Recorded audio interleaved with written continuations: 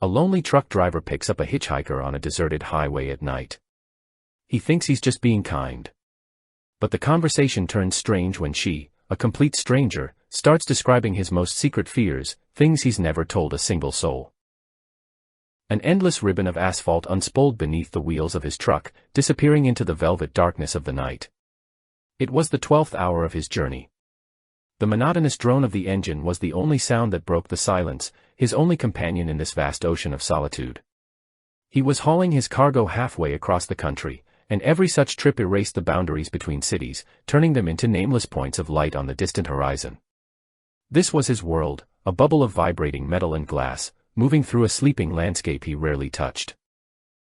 The rain had started an hour ago, a fine, persistent drizzle that smeared the world outside his windshield into a watercolor of blurred lights and deep shadows. The rhythmic sweep of the wiper blades was a hypnotic metronome, counting out the miles, lulling his tired mind into a state of detached, road-weary meditation. He was a creature of the interstate, a nocturnal animal who knew the language of mile markers and the lonely glow of distant radio towers better than the sound of his own neighbors' voices. Loneliness was not an affliction, it was the atmosphere he breathed. And then, in the twin beams of his headlights, a figure flickered at the edge of the road. It was a silhouette, thin and fragile looking against the driving rain, a sudden, unexpected punctuation mark in the long, rambling sentence of the highway. His foot eased off the accelerator by instinct, his knuckles whitening on the steering wheel. Company policy was strict, no riders. Ever. It was a rule born of 1,000 horror stories, a pragmatic defense against the unknown dangers that haunted these empty stretches of road. He should have sped up. But he slowed down, driven by an impulse he couldn't explain. Maybe it was the sheer vulnerability of the figure, a small island of humanity in the middle of a cold, indifferent nowhere.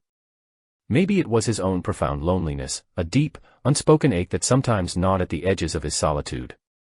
He pulled the truck onto the wet shoulder, the big rig sighing as its air brakes engaged. He leaned over, pushing open the passenger door, a silent invitation that broke all the rules he had lived by for years. The door swung open, and the cabin was instantly filled with the scent of wet earth and ozone, the raw, clean smell of the storm. She climbed in quickly, a flash of dark hair and pale skin, bringing the chill of the night in with her. She didn't offer an explanation or a destination. She simply closed the door, plunging them back into the intimate, rumbling quiet of the cab. She gave only a name, a single, soft-spoken word that was almost lost in the drone of the engine, and then added, "It's not far." Her voice was low, with a slight, musical huskiness to it. He put the truck back in gear and pulled onto the highway, the brief stop feeling like a strange, dreamlike interlude. He didn't ask where she was going or where she had come from. The normal questions felt strangely inappropriate, like trying to make small talk at a funeral. Her presence had fundamentally altered the atmosphere of the cab. It was no longer his solitary bubble. It was a shared space, charged with a new and unsettling energy. The rain continued to beat against the glass, but the storm now felt as if it were inside with them. The first few miles passed in an awkward, humming silence, punctuated only by the rhythmic squeak of the wiper blades against the glass. He kept his eyes fixed on the road, acutely aware of the stranger sitting beside him. Her stillness was unnerving. She didn't fidget or look around the cab. She simply sat, her hands folded in her lap, her gaze directed forward into the rain-streaked darkness, as if she were a seasoned traveler accustomed to the quiet companionship of the road. He searched for something to say, a standard, innocuous question to break the tension, but his mind was a blank. Then, her voice, low and slightly hoarse, began to fill the void. It started simply, with harmless jokes and wry observations about the terrible weather, small talk designed to bridge the chasm between two complete strangers. He found himself relaxing, his grip on the steering wheel loosening. Her humor was dark, laced with a gentle irony that resonated with his own weary cynicism. He offered a few gruff replies, and soon a fragile, tentative conversation began to take root in the sterile environment of the truck's cab, a tiny, unexpected flower blooming in the metallic desert. But the conversation soon shifted, taking a strange and unexpected turn. It veered away from the safe, shallow waters of small talk and into deeper, more intimate territory. She began to speak of the stars, which were hidden behind the thick blanket of storm clouds, but she described them with the familiarity of an old friend, as if she could see them perfectly through the deluge. She didn't just name the constellations, she spoke of them as if they were characters in a grand, cosmic story, her voice weaving a tapestry of myth and light in the darkness of the cab. He listened, mesmerized.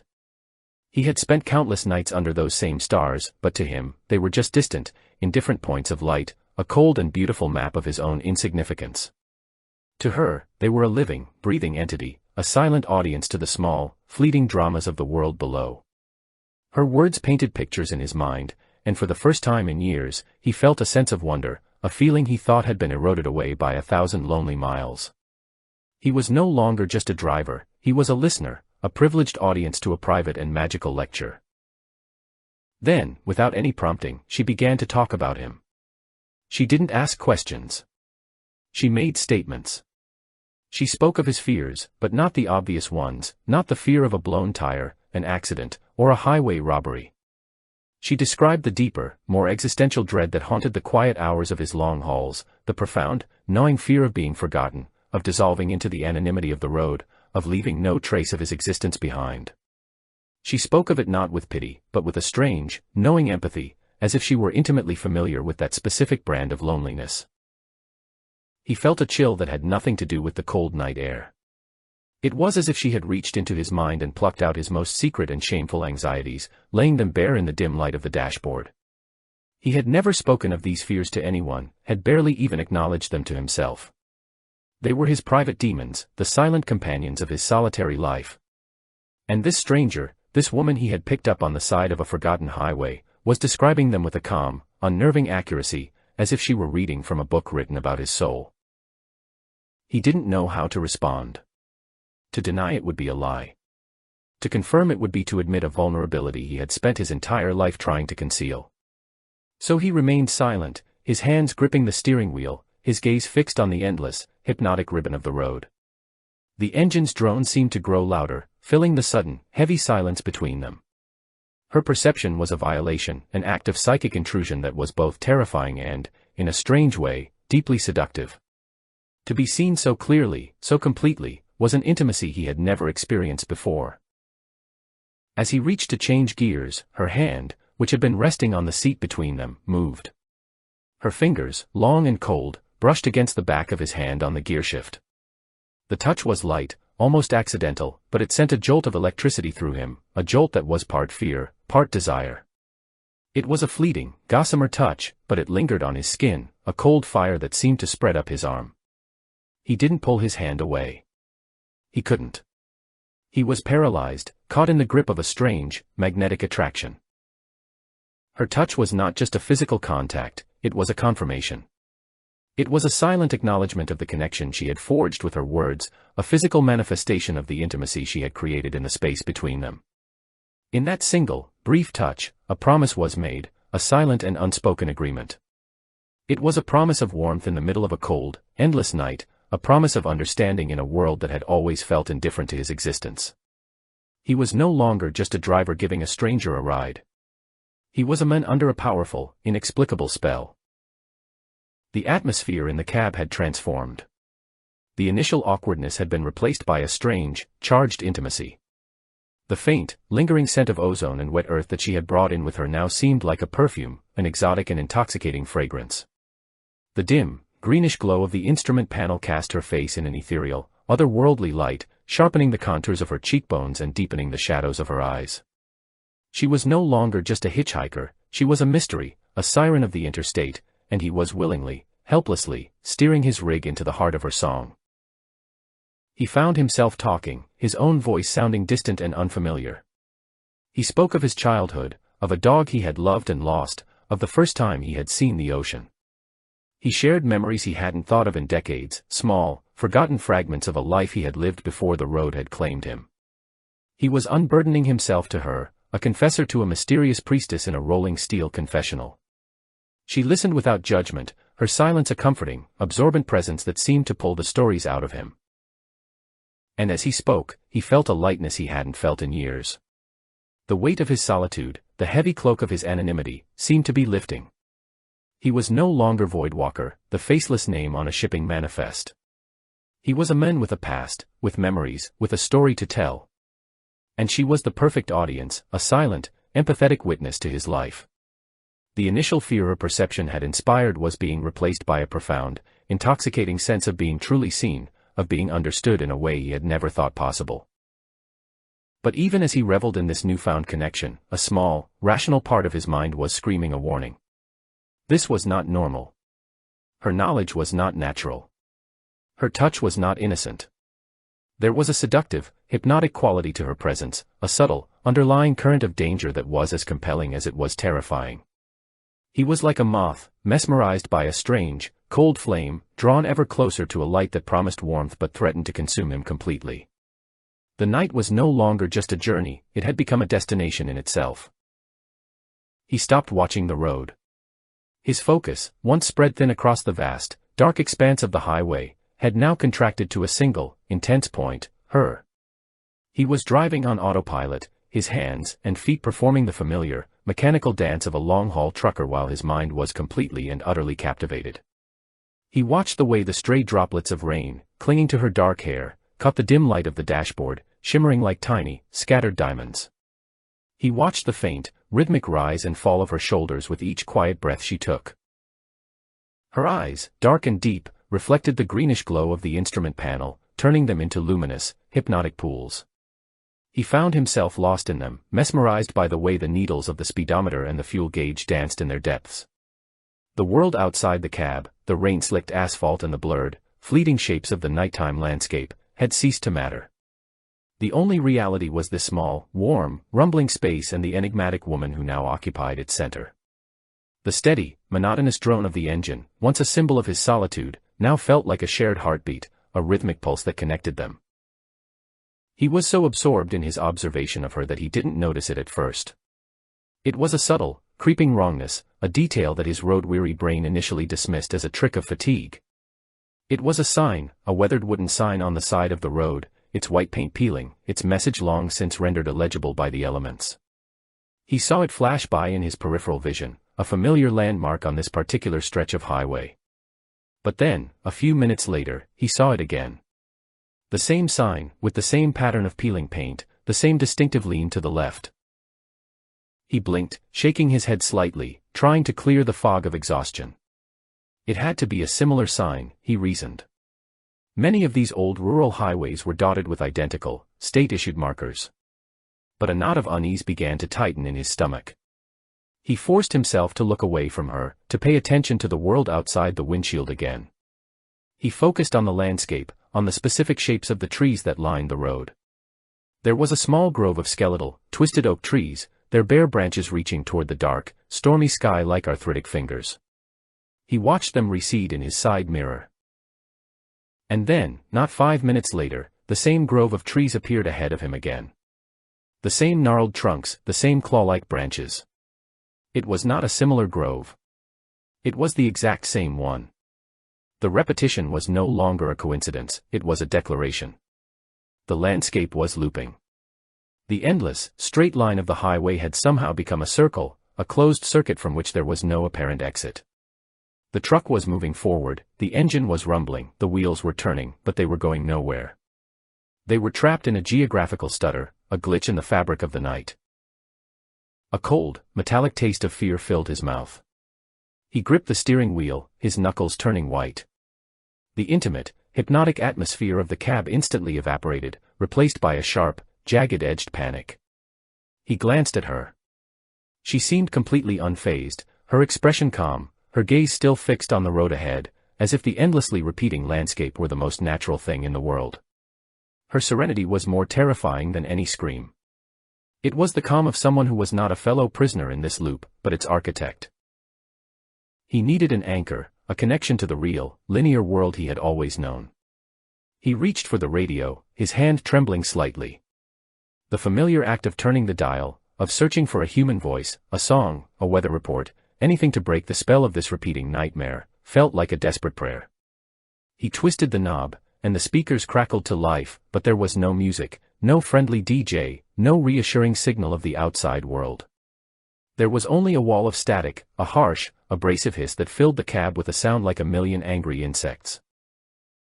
He spun the dial frantically, searching across the entire AM and FM spectrum. Every station was the same, a dead, empty hiss. And then, from the heart of the static, a voice emerged. It was not a clear voice. It was distorted, metallic, and devoid of any human inflection, like a recording from a numbers station or a damaged flight recorder. It spoke a single, repeating phrase, the words spaced out by long, agonizing pauses filled with static. Over and over, the mechanical voice intoned the same three, final-sounding words, transmission over. The phrase was a death knell. It was a confirmation of his isolation, a declaration that the line to the outside world had been cut. The radio, his last hope for a connection to normalcy, had become another instrument of the nightmare, another repeating element in the suffocating loop. He slammed his fist against the dashboard, a futile gesture of defiance. The static-laced voice continued its monotonous, maddening chant, a soulless mantra for the damned. He was not just lost in space, he was lost in time, adrift in a sea of static, with a silent, smiling siren as his only guide. He looked at her again, a silent, desperate question in his eyes. Her placid expression remained unchanged, but her eyes, those deep, reflective pools, seemed to hold a hint of something new. It wasn't pity. It was a kind of ancient, knowing sadness, the look of someone who had seen this exact scene play out 1,000 times before.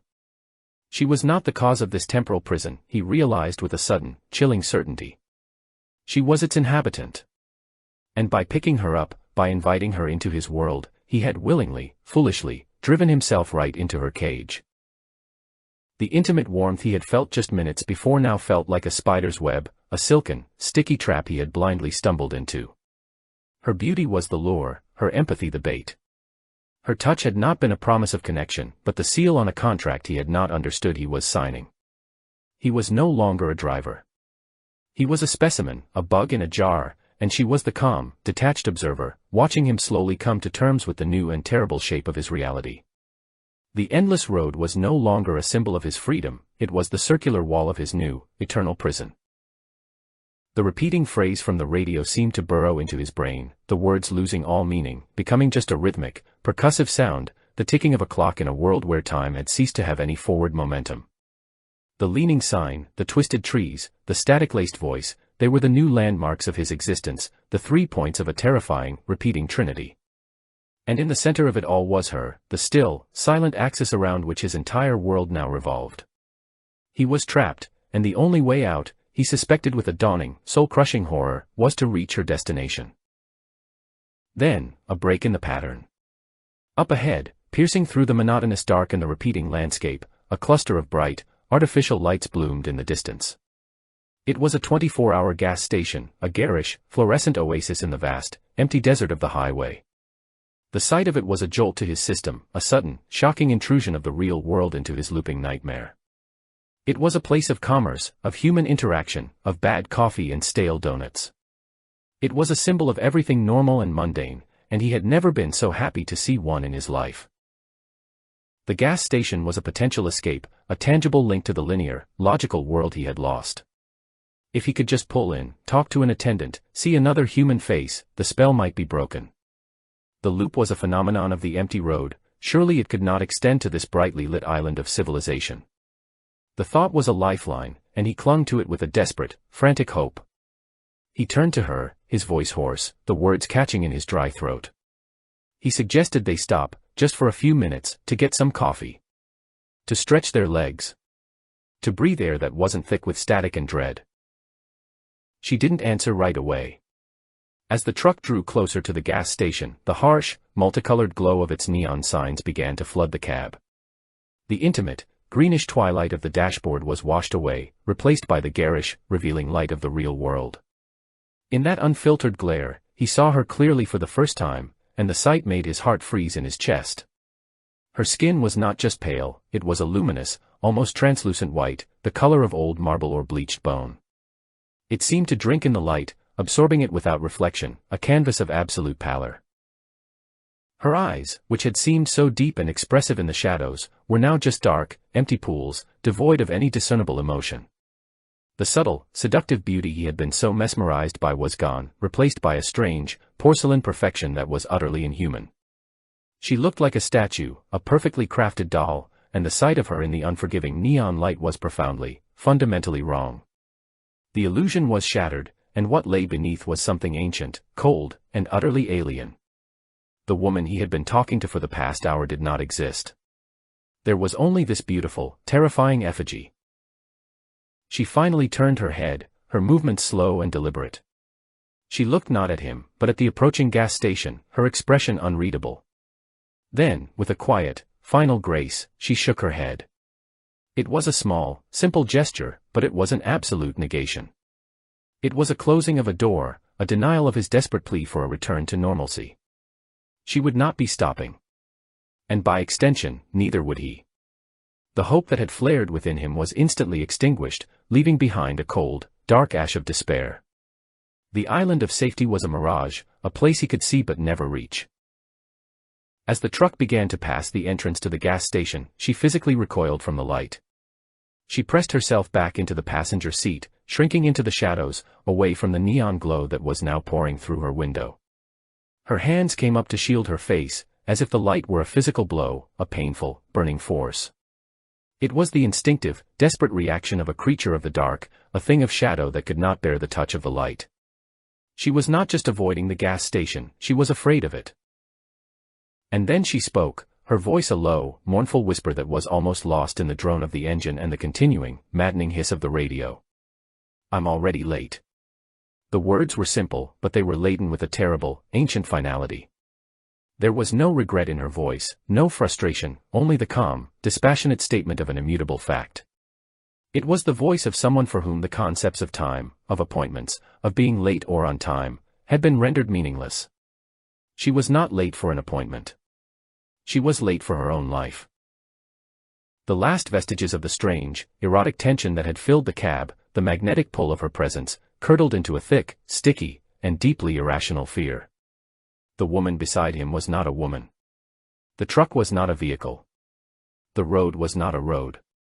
They were all elements of a ritual, a ghostly reenactment of a long-forgotten tragedy, and he was its newest, unwilling cast member. The desire he had felt was a grotesque parody of life, a necrophilic attraction to a beautiful, cold, and long-dead thing. He was not giving a ride to a hitchhiker. He was chauffeuring a ghost. The gas station slid past the window, its bright, cheerful lights receding in his mirror, a final, mocking glimpse of a world he could no longer access. The truck plunged back into the absolute darkness of the looping highway, and the familiar, oppressive atmosphere of the nightmare descended once more. The leaning sign appeared on the right. The twisted trees loomed ahead. And the radio continued its soulless, static-laced chant, "Transmission over." The brief, hopeful interruption was over. The play was resuming, and he was back on stage, trapped in his role. He was acutely aware of her presence beside him again, a solid block of cold and shadow in the passenger seat. He did not dare to look at her. He could feel her gaze on him, a heavy, expectant weight. She was waiting for him to understand, to accept his part in this endless, repeating story. He was the driver. That was his role. And his role was to drive her to her destination, a destination that was not a place on a map, but a moment in time, a single, terrible instant that this stretch of highway had replayed every night for God knows how long. The fear was no longer a sharp, adrenalized panic. It had settled into a deep, bone-aching dread, a quiet, resigned horror that was almost worse. He was no longer fighting the nightmare. He was a part of it. The truck felt less like a machine and more like a coffin, a sealed, rumbling box that was carrying him and his ghostly passenger on a journey with no end and no beginning. The drone of the engine was a funeral dirge. The squeak of the wipers was the sound of a clock ticking in a world where time was broken. He thought about stopping the truck, about running out into the rain and the darkness, but he knew it would be useless. There was nowhere to run to.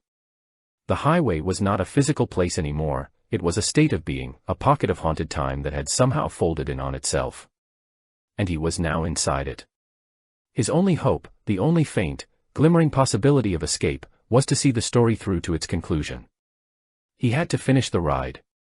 He had to take her wherever she was going, even if that place was the very heart of the abyss. The alternative was to drive this haunted circle for all eternity. It was a dream.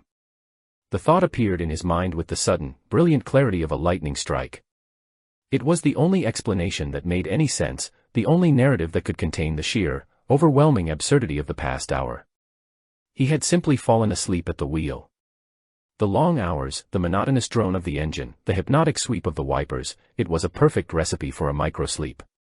And in those few seconds or minutes of unconsciousness, his exhausted, lonely mind had conjured a ghost, a temporal loop, a whole gothic romance of the road.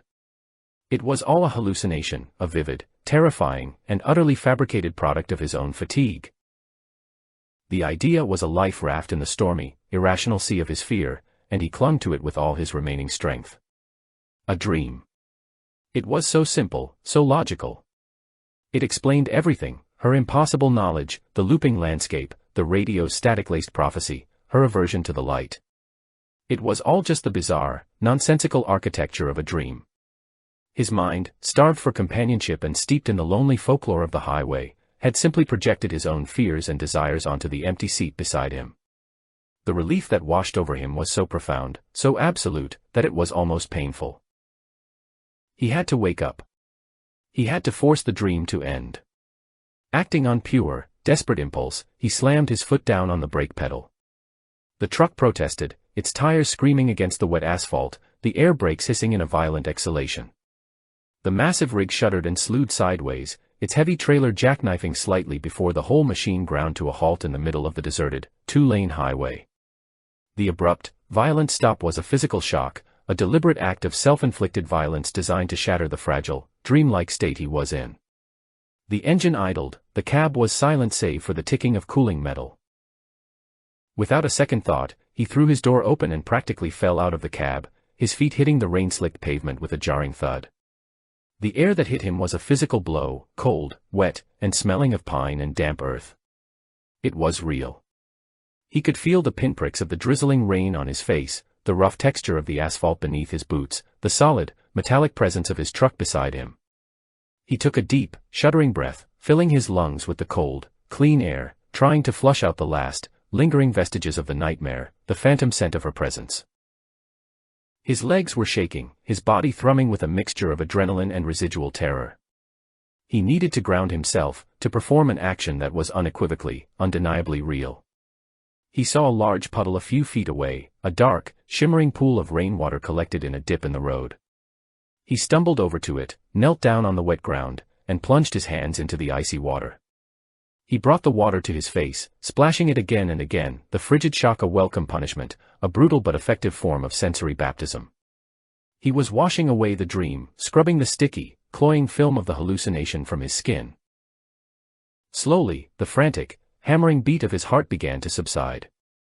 The world, which had felt so fluid and malleable, so subject to the whims of a terrifying, supernatural narrative, began to reassert its solid, predictable form. The trees were just trees, their branches swaying in the gentle night breeze. The road was just a road, a strip of asphalt stretching from one real place to another. The rain was just water falling from the sky. The universe was back in its proper, logical order. The ghost was gone, banished by the cold, hard slap of reality. He stayed kneeling for a long moment, his head bowed, the cold water dripping from his chin. He was exhausted, but it was a clean, physical exhaustion now, not the soul-deep weariness of the nightmare. He felt a little foolish, a little embarrassed by the sheer power of his own imagination. He, a veteran of 1,000 lonely nights on the road, had let himself be spooked by a simple dream. He had let the solitude get to him, had allowed the darkness to play tricks on his tired mind. It was a rookie mistake, a sign that perhaps he had been pushing himself too hard lately. Finally, feeling calmer, more centered, he pushed himself to his feet. His jeans were soaked, his hands were numb with cold, but he felt more alive, more present, than he had in hours. He wiped his face on his sleeve and turned back to the truck. It stood there, a huge, silent, and wonderfully ordinary machine. It was his home, his workplace, his sanctuary, and he had, for a brief, terrifying period, allowed it to become a haunted house. He shook his head, a small, wry smile touching his lips for the first time in what felt like an eternity. He walked back to the driver's side, his boots crunching on the wet gravel of the shoulder. He pulled the heavy door open, the familiar groan of its hinges a comforting, mundane sound.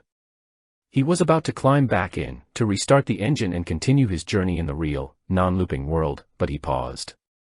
He had to be sure. He had to see the empty space, to confirm with his own eyes that the phantom was gone, that the source of his terror had been nothing but a figment of his own creation. He leaned across the driver's seat, his heart giving a single, nervous flutter. He looked at the passenger seat. It was empty. Of course it was empty. It had always been empty. It was just a worn, vinyl seat, indented with the memory of 1,000 non-existent passengers. There was no pale-skinned woman, no siren of the interstate, no ghostly hitchhiker. There was nothing. The relief was so complete, so absolute, that he felt a little light-headed. He had done it. He had woken himself up. The nightmare was over. He had stared into the abyss of his own fatigue-addled mind, and he had pulled himself back from the edge. As he was about to pull his head back out of the cab, he caught a faint, lingering scent in the air. It was a clean, sharp smell, the smell of the air after a thunderstorm. Ozone. It was the only remaining trace of her, the last, faint, and almost certainly imagined echo of his dream guest. He breathed it in, and it no longer felt threatening. It was just a scent, a memory of a dream that was already beginning to fade, its terrifying details losing their sharp edges, softening into the vague, half-forgotten narrative of a story he had once heard. He chuckled, a real, genuine laugh this time. The sound was a release, a loud, cathartic burst of relief that echoed in the quiet of the night. It was just a dream. The most vivid, terrifyingly realistic dream he had ever had, but a dream nonetheless. He felt a surge of renewed energy, the adrenaline of his fear now converted into a clear-headed, focused determination. He would finish this haul, get some real sleep, and have one hell of a story to tell the other drivers at the next truck stop. He climbed back into his seat, the wet denim of his jeans cold against the vinyl, and reached for the key. He arrived at his destination at dawn. A gray, indifferent morning met him with the clatter and hum of the loading dock. The rest of the drive had been blessedly, beautifully uneventful. The landscape had progressed in a normal, linear fashion. The radio had played a succession of country songs and early morning talk shows. The world had returned to its predictable, comforting rhythm. The memory of the nightmare was already fading, its sharp edges softened by the harsh, fluorescent lights of reality and the promise of a job well done. He felt a deep, pleasant ache in his muscles, the satisfying fatigue that comes after a long night of honest work. He backed the truck into the designated bay, the familiar screech of its reverse alarm a welcome sound. He hopped down from the cab, the solid feel of the concrete under his boots a final, reassuring confirmation of his return to the real world. The air was cool and smelled of diesel fumes and wet pavement, the standard perfume of any industrial park at 6 in the morning. He exchanged a few tired pleasantries with the foreman, signed the necessary paperwork, and then got to work, the physical act of unloading the cargo a final, cleansing ritual to wash away the last, lingering shadows of the night. He worked with a steady, practiced efficiency, his body moving through the familiar motions of lifting and carrying. Each box he removed from the trailer was a small victory, a tangible piece of progress that was taking him further and further away from the looping highway of his dream. The sun was beginning to burn through the morning mist, casting long, pale shadows across the loading dock. The end of the journey was in sight. He felt a profound sense of relief, the feeling of a man who has not just completed a job, but has survived an ordeal, even if that ordeal was entirely a product of his own mind. He reached into the trailer for the last box, his mind already on a hot breakfast and a long, dreamless sleep. His work was almost done. He grabbed the final piece of cargo and turned, ready to place it on the pallet with the others. And as he turned, a glint of light on the windshield of his truck caught his eye. It was the low, morning sun, reflecting off the glass at an odd angle. He paused, his curiosity piqued. It wasn't the normal, flat reflection. There was a distortion, a slight, convex curve in the glass that shouldn't have been there. He set the box down and walked slowly toward the front of the truck, a strange, cold knot of apprehension tightening in his stomach. He told himself it was just a trick of the light, a strange reflection, a smudge on the glass. But as he got closer, he could see that it was not an illusion. There, on the passenger side of the windshield, was an indentation. It was not a crack from a stray rock. It was a smooth, shallow, and perfectly distinct bulge in the thick, reinforced glass. It looked as if something, or someone, had pushed against the glass from the inside, pushed with a slow, steady, and utterly inhuman amount of force. His blood ran cold. He stared at the impossible dent, his mind refusing to process what his eyes were seeing. The dream, which had been a fading, half-forgotten memory just moments before, came rushing back with a vivid, sickening clarity. He could almost feel her presence in the empty passenger seat, could almost hear her low, husky voice whispering in his ear. The barrier he had built between the dream and reality, the logical explanation he had clung to so desperately, began to crumble. A dream could not physically alter his truck. A hallucination could not bend tempered glass. And then he saw the writing. Below the impossible, hand-shaped indentation, the morning chill had caused a thin layer of condensation to form on the outside of the windshield. And in that delicate, silvery film of moisture, a message had been traced. The letters were thin and spidery, etched into the condensation by a single, impossibly cold fingertip. The words were simple, but they were a death sentence for his sanity, a final, irrefutable confirmation of the night's impossible reality. He read the words, and the world seemed to tilt on its axis. Thanks for the ride, to you. At that exact, heart-stopping moment, the radio in the cab, which he had left on, crackled to life. It was not music. It was a news broadcast. The announcer's voice was clean, crisp, and professional, a voice from the real, objective world. But the words it spoke were a direct, targeted, and utterly devastating echo of the night's events. The voice was not reporting on current events. It was a pre-recorded segment, a "This Day in History" feature that the station must have been running as filler. And the history it was recounting was his own. The announcer's voice, calm and dispassionate, spoke of a tragedy that had occurred on this very date, 20 years ago. It spoke of a young woman, a hitchhiker, whose body had been found on the shoulder of the same desolate stretch of highway he had driven just hours before. The report mentioned the persistent local legend that her ghost still haunted the road, trying to flag down a ride to complete her final, interrupted journey. And then came the final, soul-shattering detail, a single, chilling fact that transformed him from a witness to a suspect, from a survivor to a destination.